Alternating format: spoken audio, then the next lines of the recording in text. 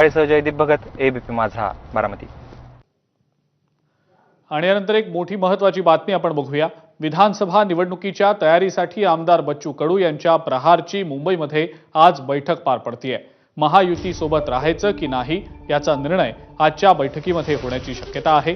तर प्रहार विधानसभेच्या 20 जागा लढवणार असल्याची घोषणा बच्चू कडू यांनी केली आहे. तर महायुतीमध्ये सहभागासंदर्भात सप्टेंबर नंतर निर्णय घेणार असल्याचं बच्चू कडू यांनी स्पष्ट केलं.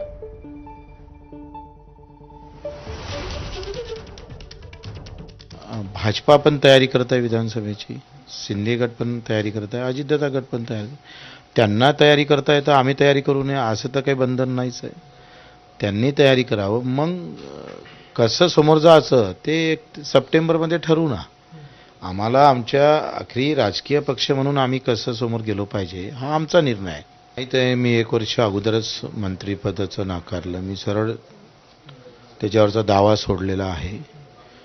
ते देणारही नाही, मी घेणार पण नाही. दुसरी गोष्ट, रामदास आमचे राजकुमारजी पटेल आहे, त्याच्यासाठी आम्ही प्रयत्न करू.